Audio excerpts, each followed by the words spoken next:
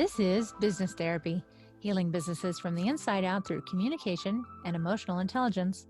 I'm Diane Hansen, management consultant, and with me co-host Christine Salvo, therapist, certified mediator, and certified hypnotherapist. Hi, everyone. Good morning. Good morning, everybody. And today we are talking about true colors and how COVID has them shining through. And more than just the undertones of an old Cyndi Lauper song, it is absolutely true that your true colors shine through when you are faced with challenge. And we are coming into phase one of reopening here in Nevada through the COVID-19 pandemic. And it is really showing an opportunity for true colors to shine through. And I actually have a local example of this. So Squeeze In, a local restaurant, opened.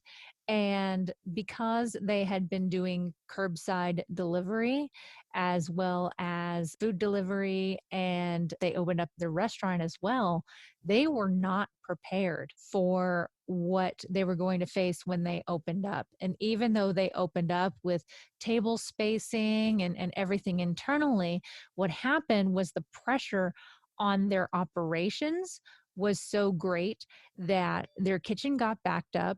Their servers was really stressed. Customers were yelling and screaming because they weren't getting their food. And one person said on their social media, "You messed up Mother's Day." And a lot of just true colors shining through. And the company sent out an apology on social media and basically said exactly what I just said. We had this system that we thought would work, but when we married the in-restaurant and the deliveries that, we had already started doing, and a system that allows the orders just to come in, it created an operational glut. So there are people who, of course, answered that with empathy and sympathy, saying, "We understand you're trying your best." We had people who were really having zero empathy or sympathy whatsoever for the company. And then we have this a mom and pop chain who is just literally trying their best in unprecedented times. Yeah. Well, and like you're saying, there's a learning curve for when everything happened. There was no notice. I keep saying, I remember the day it happened. Then all of a sudden, now it's the ease back in. And even in my solopreneurship, I'm having to face, what am I going to do? Am I going to work 3 days in office with people and 2 days at home remotely for those that aren't ready to come back into office? How am I going to navigate this space as a one person, let alone like you're offering this business where it's, oops, everyone and their mother wants to go to a restaurant right now. It's been 2 months. How do we ease in and ease out? And do we stop the takeout delivery if we're going to have people inside to manage our workload, to manage our input and make sure everybody's getting the same quality that they're used to? Right. And also for the rest of us, we've been out of the swing a little bit. I mean, I haven't worn work clothes in 2 months. Now I'm going to have that swing of like, you get up an hour earlier, you get dressed, you have to wear work clothes, you have to pack gym clothes. There's so much planning and preparation for living my old life that I'm not used to anymore. So even my life may have gridlock, even my own little life may have all of this turmoil and like, how did I used to do this before? How did I spin so many plates? And I think there's a moment of realization there and going, wow, I did this. And why?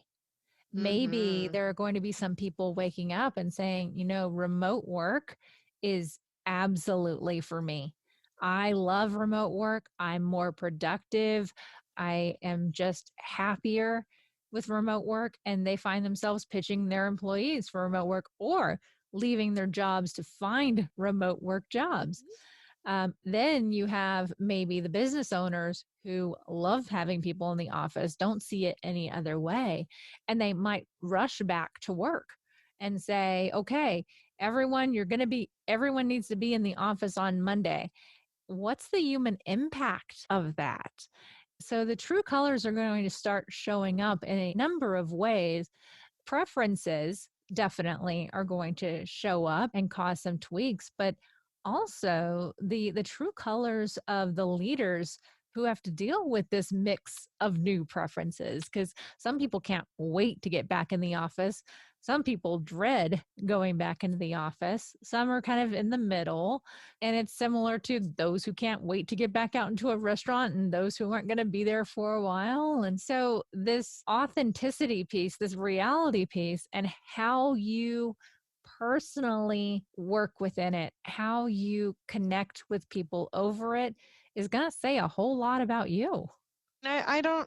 I can't buy into the complete true colors thing because I tend to believe that we are all everything.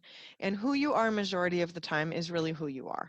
But there is going to be crisis moments. And the thing about crisis is nobody actually knows how they're going to react.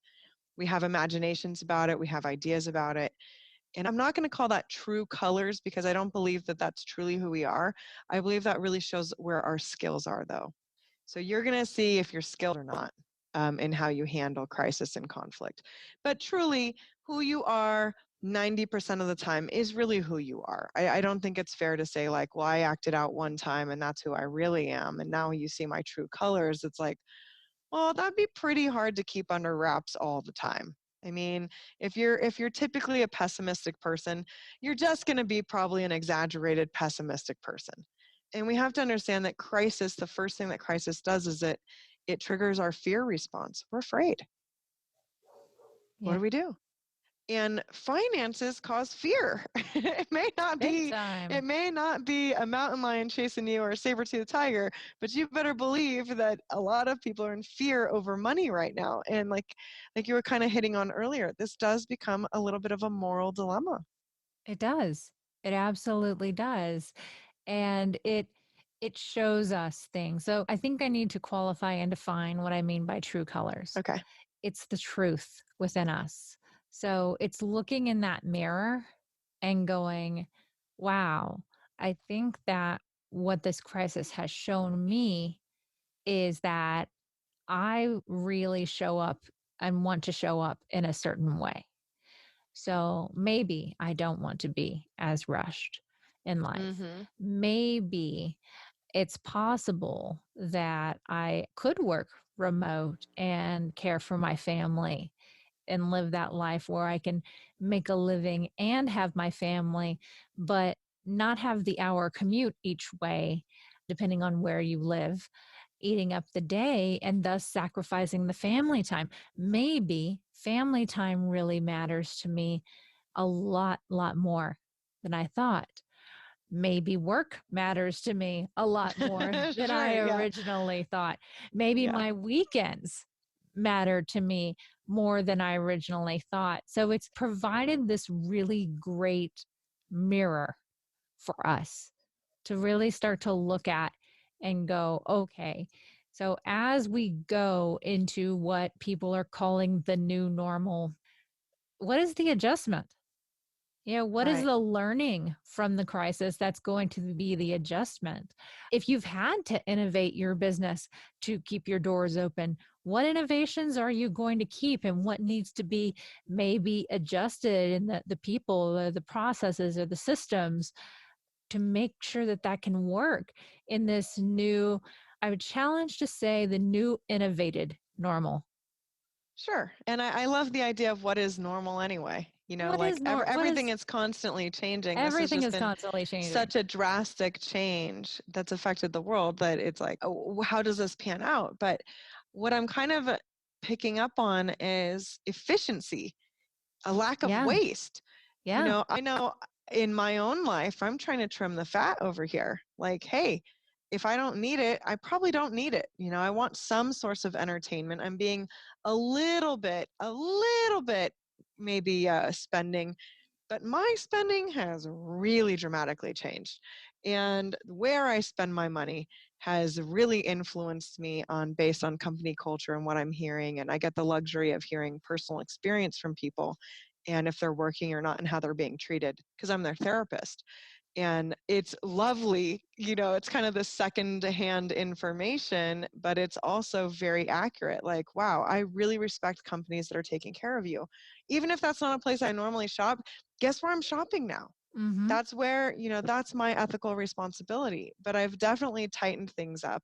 Even I think last night my daughter got tired of doing so many dishes. So she said, we're down to a one plate, one fork, one spoon, one knife rule in our house where everybody cleans their own dish after a meal because the chores were getting out of hand. Everyone's here, nobody leaves, we're all eating all day, the sink is full. And it was fair. So I'm really looking at efficiency in the home, in the workplace, and cutting the fat. What do you think? Absolutely. And I think it is a big exercise of cutting the fat and cutting the fat in multiple areas. Myself, I've gotten really, really clear about my circle, very, very crystal clear about who I want in my life, who I do not want in my life, what makes an energetic difference for me. So I now, after it's been about a week and a half, maybe, since I started going lighter on the social media.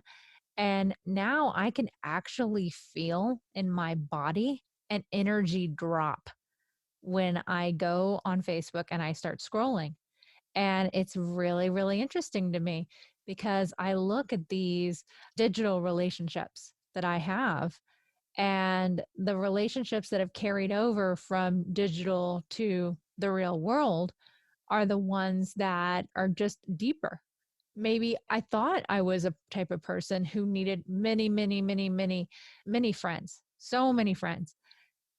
And now I'm really looking at my circle and looking at the quality of my circle and saying, what I really actually want is my band of sisters, my band of personal cheerleaders who, I'm rah-rahing them on, they're rah-rahing me on, we're building each other up. No drama queens, just solutions driven women and guys too who are just aligned and finding that in that process of trimming the fat, I'm finding alignment and Ooh, I love that. acceptance really truly with who I am and loving up on that. Everything from the silliness of, today it's been overcast and I've noticed the energetic drop today because I didn't get out and get my 30 minutes of sun and the little things like that that become the new requirements of an aligned life. Yeah, I woke up very grateful today. So grateful. I just went on a road trip and Montana was already in phase one last week. Borders are open and I drove through 3 different states. So I got to see perspective wise what everyone else is doing. And it was really interesting. It was Oh, a, tell it us was about it. quite the experience. Stayed in Idaho the first night, and Idaho was just open. They had clothing stores open, the eye doctor was open, a chain store. Nobody was wearing masks. They're just in and out of the store. And it was actually culture shock to me. And it's so funny how quick we adapt as humans. So we could have never imagined that it'd be normal to see people wearing masks and gloves Right. and social distancing. I couldn't have pictured this in my imagination. Now seeing the opposite was crazy. And I'm like, oh my gosh, this is wild. So leaving Idaho, we could order in the store, but we couldn't eat inside yet. But they were getting ready to open that on Monday, and that was on a Friday. So heading into Montana, I was actually just working from my best friend's house, sheltering in place at her house. So it wasn't like I went out a lot in that state. But by the time I got to Wyoming, who had barely closed at all, they had never gone to that full closure. There was an outdoor bar with people congregating. I ate at a restaurant with a waitress for the first time in 2 months. And it was such an amazing luxury. We had to sit outside and she wore a mask, but they had little heaters outside and made it pleasurable. And it was really an interesting experience going, okay, like people are having different experiences of this in our own country. Yeah. So in Nevada, we were really tightly locked down. Yeah. And now I'm looking at these other states, and then it's kind of like, well, who's doing it right? Who's doing it wrong? I don't know. What's my part in this? Just making sure you're sanitizing in between everywhere you go, and doing your best to kind of limit exposure. Um, Pretty interesting stuff. So the easing in and the easing out. And I guess I can give a little preview that you probably will have culture shock. It will be weird eating at a restaurant again. It will be weird not having to eat the food you ordered on your lap on a road trip. It's going to be strange being around other humans, not socially distanced. When I saw the people outside, because you couldn't go in the bar, it was an outdoor thing because the businesses inside were still closed, but outdoor was open. There had to be like 22 people outside. And immediately I wanted to go over and then I stopped and I'm like, wait, what are you doing? And I was like, well, that's pretty neat. Fun to see, but it was an initial like, go do that. And then it was a hesitation of like, no, don't. Just get back on the road. But it was really cool to see like, whoa, people together. Is this going to ever happen again, right? That's so very interesting to really look at the different perspectives of it. And yeah, because of the way our government is set up and states' rights, that every state is handling this differently. And because we have travel and the airlines never stop flying, although less people fly, and now they have different regulations too. And it's very difficult, I imagine, scientifically to say, okay, they're doing it right. Everyone do it like them. So that doesn't exist. So, Right. yeah. And I was over by Yellowstone in Wyoming and planned on taking Yellowstone home. So here's an interesting thing. We drove all the way down. There was not one sign saying the road was closed. Get to the road and it's barricaded off. So ended up costing me 4 hours of a trip, of a 14-hour trip. So extended the trip to almost 20 Wow. hours. But we went back to town to get some coffee, obviously, because at that point it's like I'm 4 hours in and I've gotten nowhere. I'm going to need coffee if I'm keeping going. We went into the coffee shop and asked about the road closing. And she had said they actually don't plan on reopening all year because they Oh, don't want the tourists. So one of their ways of staying open was closing tourism because Wyoming actually had very few cases. It didn't really hit Wyoming, and they were very protective of that. But I found that really interesting that some state parks may choose not to open to limit or eliminate tourism.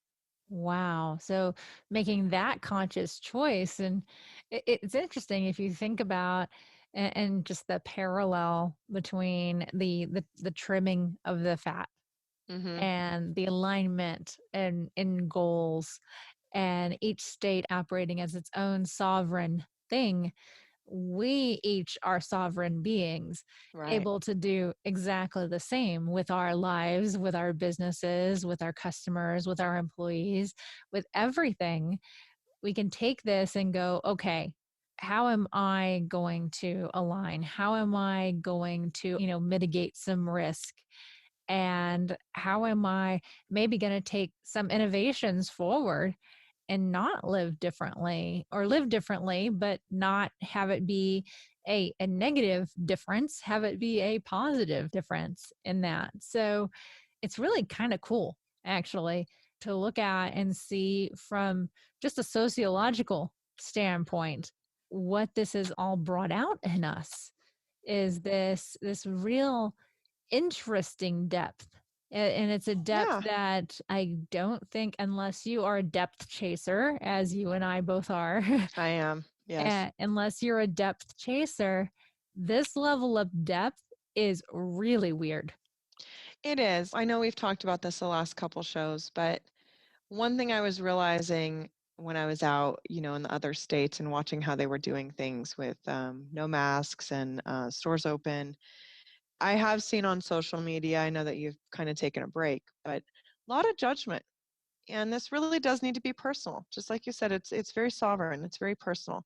So if people are making choices to go out and their state says they can, we don't need to bash. And if people want to stay in, even though states say they can, no bashing. It's personal. This has really become very personal. And I think Yeah. that's that part when you're talking about the true colors is, Yep. if I'm the person that rushes to a restaurant because I can't wait to eat at one, I'm not good, bad, wrong, ugly, ignorant. I'm nothing. If it's open and I make that choice, all I'm doing is making a choice based on it being Yep. open. And my values. So if my values are supporting small business and supporting local artists and trying to spend my money in my community, I'm going to have to do that somehow.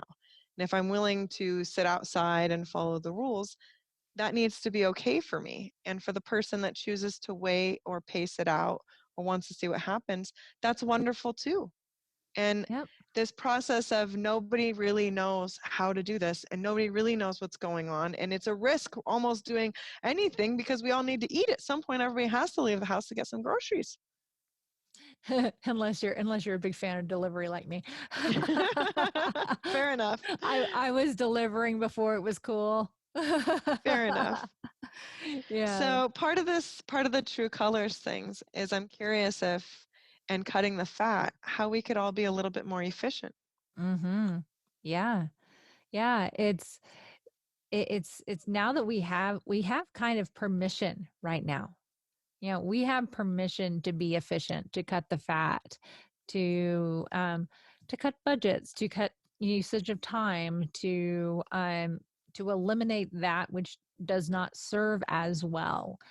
And and the flip side of this judgment of, oh, you're going to restaurants too soon, or you're doing this and you do that too soon, is also a co-signing as, okay, you do what you need to do, you cut what you need to cut. So it's a two-edged sword, with this unprecedented permission to be efficient. The innovations that are coming out of this are really cool. I imagine that restaurants will figure out, if they have seen a nice revenue uptick from curbside delivery, a way to keep that going, Mm-hmm. because it's additional revenue, right? It's additional revenue, a different way of getting the revenue, maybe the same customers, maybe new customers, but it's a new way to serve and produce.